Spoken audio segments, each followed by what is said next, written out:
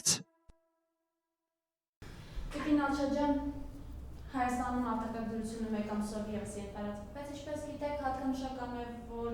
երեք էլ ազգային ժողովի դիմաց այսպես խաղաղ ցույց էին իրականացնում իրավապաշտպաններ, նշելով, որ գոնե արտակարգ պայմաններում թույլատրվեն խաղաղ ցույցերի իրականացումը, ինչին հաջորդեց ոստիկանության կողմից վերջիններիս բերման ենթարկելը։ Ինչպես եք գնահատում ոստիկանության այս քայլերը, պնդում են, որ այսպես փորձում են ընդդիմադիրներին, ընդդիմախոսներին լրացնել, եւ այս քայլերը դեռ որքան շարունակական լինելու ձեր դիտարկումները խնդրեմ։ Իհարկե հարցի իրավական կողմը թողնենք իրավաբաններին, բայց ուրեմն գիտեք իմ վերջին շփումները մարդկանց հետ, զարգացումներին երբ հետևում եմ, ես տեսնում եմ, որ մարդկանց մեջ ասելիք կա կուտակված, մարդիկ պահանջներ ունեն, բողոքներ ունեն, ուզում են ձայն բարձրացնել եւ ահա այս արտակարգ իրավիճակը իշխանությունների ըստ էության շատ ձեռնտու վիճակ է, որովհետեւ որքան ես հասկանում եմ, բազմաթիվ ազատություններ թույլ են տրվել եւ ուրեմն անթույլատրելի է մնացել հանրահավաքների, երթերի ազատությունը։ Ես այսպես նկատեցի, որ նույնիսկ երեք կարծեմ ազգային ժողովի այդ Լուսավոր Հայաստան թևը հայտարարել էր, որ ասել էին, որ պետք է թույլատրվի ուրեմն դիմակներով գոնե, չէ, այդպիսի ուրեմն հանրահավաքները մարդկանց ուրեմն կամ արտահայտման ուրեմն ինչ-որ ձևեր պետք է գտնել։ Այդպես ես այո իսկապես մտածում եմ, որ գիտեք այս դիմակները, որոնք մենք կրում ենք, իհարկե նախ եւ առաջ ունեն առողջական իմաստով, այդպես նշանակություն, որքանով են մեզ պաշտպանում, որքանով չեն պաշտպանում, ես չգիտեմ, բայց այնուամենայնիվ եթե նույնիսկ շատ քիչ են պաշտպանում, ուրեմն մենք պետք է ուրեմն ենթարկվենք, անենք, որովհետեւ մենք տեսնում ենք, որ ահա այս հիվանդությունը աղետալի չափերի հասավ Հայաստանում, իսկ գիտեք մեր ժողովրդի պարագայում, մեր ազգի պարագայում մեկ մարդը անգամ ես համարում եմ ազգային հարստություն, մենք մահեր ունենք, մենք ունենք մարդկանց առողջությանը հարված հասցնելու, ահա այդպիսի դեպքեր, այնպես որ այո, մարդիկ պետք է ունենան իրենց կարծիքը արտահայտելու, իրենց տեսակետը, իրենց բողոքը արտահայտելու հնարավորություն եւ պետք չէ թաքնվել կորոնավիրուսի ուրեմն թիկունքում եւ նորից մարդկանց ձայնը խեղդել։ Նիկոլ Փաշինյանը վերջերս բարեկամությունից հետո բավականին կոշտեր արտահայտվել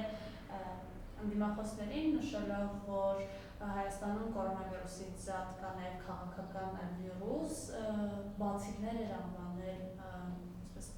ուղիղ ասենք ընդդիմախոսներին իր քաղաքական շատ ուժերի, նշել էր, որ ի վերջո այս ամենն ավարտվի, իրենք նորից հայտնվել են այդ ուժերը քաղաքական աղբանոցում։ Վարչապետի խոսքը առաջին անգամ չէ, որ այսպես է արտահայտվում, դուք անձամբ գոնե բազմիցս խոսել եք վարչապետի բառապաշարի մասին։ Հիմա էլ քաղաքական ուժերին բացիկներ անվանելը, դուք ինչպես եք վերաբերվում նմանատիպ խոսքի։ Գիտեք, իսկապես վարչապետի բառամթերքին լեքսիկոնին մեր ականջը մի տեսակ նույնիսկ վարժվել է, եթե ուրեմն ինքը եթերը մտնում խոսում է, նույնիսկ կա սպասելիք, թե հիմա ինչ այսպես արտահայտություններ պիտի հնչեն, նույնիսկ արդեն սպասումներ կան մարդկանց մեջ, սա շատ ուրեմն ինչ ասեմ, տխուր փաստ է։ Այնուամենայնիվ գիտեք ինչ, այսպես նայում ես մարդու էվոլյուցիային, իր կերպարին, այդպես թունդ ընդդիմադիրը, այսօր ուրեմն քաղաքական գործիչներին նրանք ովքեր շատ փաստարկված, շատ հաճախ շատ փաստարկված հարցեր են բարձրացնում եւ պահանջում են այդ հարցերի պատասխանները, ուղղակի այդպես ուրեմն պիտակավորել, վիրավորել, սա շատ մակերեսային մոտեցում է եւ հեռու չի տանի։ Եվ առհասարակ ես տեսնում եմ, որ Փաշինյանը մի տեսակ իր այդ զինանոցով մարդկանց վրա ազդեցություն գործելու, զինանոցում կարծեք թե այդ զենքեր չեն մնացել։ Այն ինչ առաջ ազդեցիկ էր, հիմա առաջացնում է մարդկանց զայրույթը եւ առհասարակ երբ տեղի ունեցավ ահա այդ գունավոր հեղափոխությունը իհարկե դա չէր կարող դատարկ տեղում տեղի ունենալ այսինքն կային մարդկանց կուտակված դժգոհություններ տարիներ շարունակ եւ ընդ որում ահա այդ դժգոհությունների կուտակման գործում նաեւ մենք այսօր տեսնում ենք որ շատ դեպքերում ապատեղեկատվական բնույթ ունեցող ուրեմն շատ այսպես բաներ չեմ ուզում փաստ ասել, հա, այդպեսի ուրեմն բաներ էր ներկայացնում ինքը այու դիտարկումներ էր ներկայացնում, մարդիկ համոզվում էին այն ինչ ասվում էր այսօրից իրեն լսում էի, ասում է եթե պետական ինչ-որ պետությունն է խոսում, հա, այսպես պաշտոնական աղբյուրներն են խոսում, մեր ուրեմն ժողովուրդը այնքան պետական մտածողություն չունի, այնքան զուրկ է պետական մտածողությունից, որ միանգամից ասում է, չէ, դա սխալ է, այն որ ես լսում եմ իմ կողքից հարևանից ընդդիմադիրից, դա է ճիշտը։ Գիտեք, ինքը տարիներ շարունակ հենց իրա վրա աշխատել է, եւ այսօր իրենից լսել այդպիսի բան, դա ուղղակի այսպես այնպիսի մի աչք ծակող հակասություն է, որ ինչպես թե քաղաքական պրոցեսներ են, ընդդիմադիր ուժեր պետք է լինեն, ընդդիմադիր ուժերը պետք է ընդդիմանան, պետք է հարցեր բարձրացնեն, պետք է հանգիստ չթողնեն իշխանություններին, սա է դեմոկրատիան, իսկ ինչ է նշանակում ընդհանրապես բոլորի բերանը փակել, գիտեք հիմա մեր բերանները, ժողովրդի բերանը փակված է եւ ուղղակի եւ անուղղակի իմաստով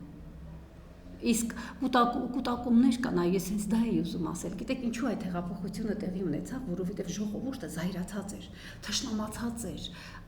ինչ որ հարցերում իրավացի, շատ ու շատ հարցերում ոչ իրավացի ձևով եւ այսպիսի մի բան կա, գիտեք հոգեբանության մեջ այսպիսի մի երևույթ կա, կոչվում է թշնամական եռյակ։ Ուրեմն այդ թշնամանքի զգացողությունը բավականին այսպես բարձրացած էր այդ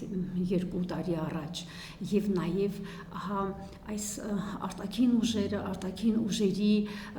ուրեմն համախոհները եւ գործակալները հենց դա օգտագործեցին որ կարողացան այս հեղաշրջումը կազմակերպել կար թշնամանքի մթնոլորտ սեփական իշխանությունների նկատմամբ իսկ թշնամանքը ըստ հոգեբանական օրինաչափությունների իր մեջ ունի բաղադրիչներ ես այս մասին էլի առիթ ունեցել եմ ասել ուրեմն մեկը զայրույթն է մեկը զզվանքը երրորդը արհամարանքը այս 3 ապրումները երբ իրար կողքի են եւ անընդհատ այսպես էսկալացիա է ենթարկվում աճում մեծանում սպասիր պորտկման որովհետեւ դա ինքը թշնամանքն է հիմա երբ մենք նայում ենք կրկին այս 2 տարվա ընթացքում իշխանություններին հաջողվեց մեր ժողովրդի մեջ ահա կրկին այս թշնամական հույզերի կուտակմանը հասնել որովհետև նույնիսկ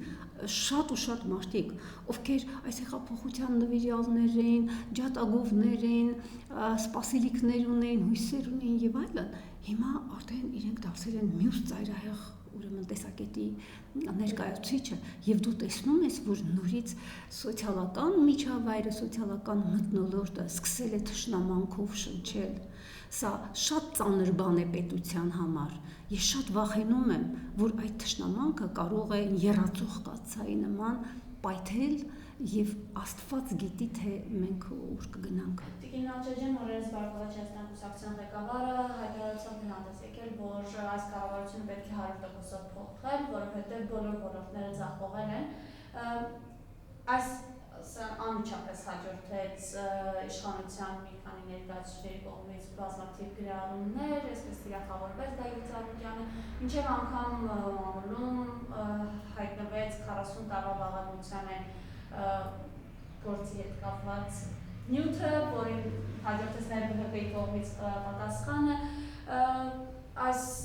հակասությունը ինչով է պայմանավորված, իշխանությունը ինչու է անգամ այսպիսի քայլերի գնում, որովհետև նշում է սա հենց այդպես էլ կա իշխանության ծրագիրներ սա։ Գիտեք, ինչ սա նշանակում է ամենապարզ, այսպես ձևակերպումով ասեմ, սա նշանակում է, որ իշխանությունը վախեր ունի, հասկանում է, որ ինքը վտանգված է, մանավանդ այնպիսի մի բավականին ազդեցիկ քաղաքական ուժ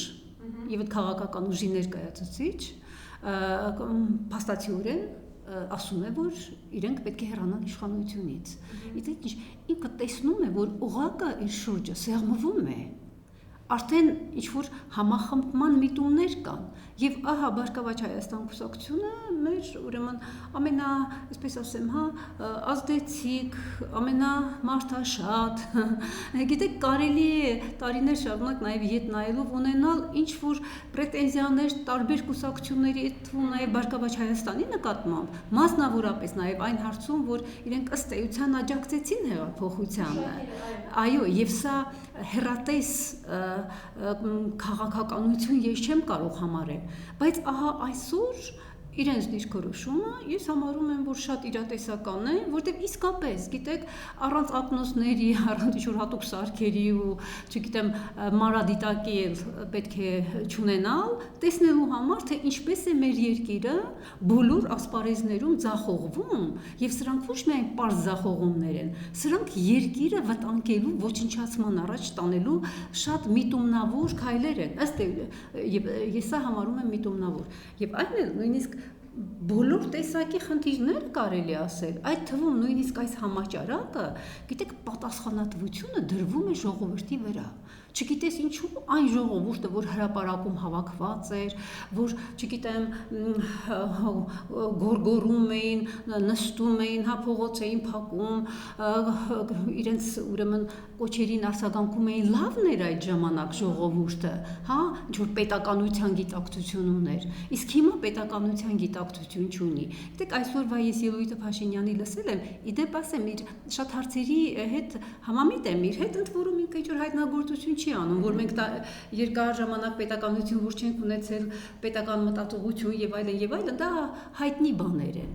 Բայց գիտեք, այսօր բերել այսօրվա իրավիճակը, դիմակ դնել չդնելը, կապել ուղիղ դրա հետ, սա իհարկե ճիշտ չէ։ Իսկ գուցե օրինակ ասենք ես որպես քաղաքացի իմ երկրի վարչապետից, ահա այս պահին ուրիշ բանի մասին եմ ուզում լսել։ Ես ուզում եմ լսել իր պարզ հստակ պատասխանը, թե ինչու հիվանդանոցներ են եղել, որ պատրաստ են եղել ընդունելու հիվանդներին, սակայն իրենք չի թույլատրվել։ Այս լուրջ հարցի պատասխանն եմ ուզում լսել, այլ ոչ թե այնպիսի մի ուրեմն հռետորաբանություն, ինչ որ հոգեբանական շերտերի մեջ մտնելու աստված գիտի ինչ ուրեմն քայլ, որ գիտեք ինչ մեր ժողովուրդը եւ գիտեք այսօր ինքը ինչ դերում էր հանդես գալիս, ախր ես ձեզ խնդրում եմ, աղաչում եմ, ել ոնց ասեմ, ել ինչ ձևի ասեմ, որ դուք հասկանաք, որ ձեր թանկագին առողջությունը, ինձ համար ձեր թանկագին առողջությունը կպահպանեք, դիմակ դրեք, փողոցներում մի հանեք այդ դիմակները։ Այսինքն սա ինչ է, սա պատասխանատվության, հոգեբանության լեզվով խոսեմ, քանի որ ինքը այսօր հոգեբանությունից էր խոսում, սա պատասխանատվության դելեգացիա է կոչվում։ Այսինքն իմ պատասխանատվությունը ես ուրեմն ուղղում եմ դեպի ուրիշը։ Իսկ այստեղ երկրի ղեկավարությունը մեծագույն պատասխանատվության կրողն է, այ շատ լավ կլիներ, եթե ինքը շատ ու շատ բացատրություններ տար, թեկուզ այս համաճարակի տարածման հետ կապված։ Բազմաթիվ հարցեր կան, որին լրջագույն պատասխաններ են ակնկալում։ Հետո նոր ասեր, գիտեք ինչ մեր ժողովուրդը օրինակ ասենք այդքան էլ ենթարկվել չի սիրում, բայց օրինակ ես այսօր գալիս էի, եւ գիտեք մարդկանց երևի մի 90%-ից ավելին դիմակներով էին։ Ինչ որ մեկի ասենք ձեռքին է, նաև մենք նկատի ունենանք, որ արդեն շոկի ամառային եղանակ է, մարդիկ շնչահեղձ են լինում, առողջական խնդիր կա եւ այդ որ բաց են անում դեմքը, դա նաև ռեֆլեկտոր ուղղակի գործողություն կարող է լինել, շնչահեղձ է լինում մարդը։ Մի հատ բաց է անում շնչի։ Եվ դե գնացության քանի որ ասացիք մոտենում եք վտանգավոր կետի նման իրավիճակը եռացող կացայի, կա այսպիսի կարծիք եկել է փողոցով իշխանությունը փողոցով է պետք է հեռանա։ Հավանական համարում եք, որ կսկսվեն փողոցային պայքար, ակցիաներ, ընթրզում եւ սա ինչի կարող է հանգեցնել։ Գիտեք ինչ համարում եմ հավանական, բայց ոչ ցանկալի։ ոչ ցանկալի, շատ լավ կլինի, եթե ընդդիմադիր ուժերը, ընդդիմադիր կուսակցությունները եւ այլն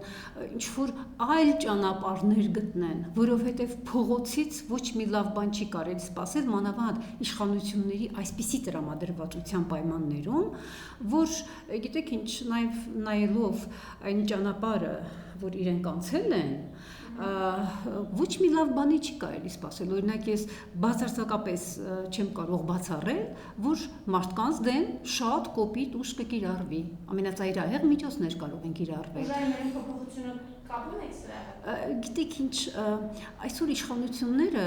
եւ այդ թվում նաեւ բնականաբար Փաշինյանը մի տեսակ, գիտեք, երբ են փոխում ուժայիններին, երբ են կասկածում, որ ասենք կարող է իրեն թիկունքի ետևում ինչ-որ բաներ անել, ապահովության զգացում չունի։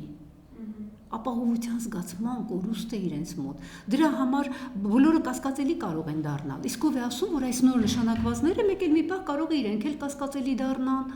որովհետև եթե մարդը իրեն անապահով է զգում, եթե վախեցած է, եթե շատ լավ, այսօր ինքը ենթագիտակցություն բառներ օգտագործում, եւ գիտակցորեն եւ ենթագիտակցաբար ինքը տեսնում է, ախր իրենք տեսնում են այդ տրամադրությունների փոփոխությունները։ Միայն ֆեյքերի ինչ-որ գրած բանով չի ու ինչ-որ փոքր տոկոս մարդկանց, ովքեր դեռևս այսպես այդ իներցիայի մեջ շարունակում են գնալ, առանձնապես անալիտիկ մտածողություն էլ չունեն։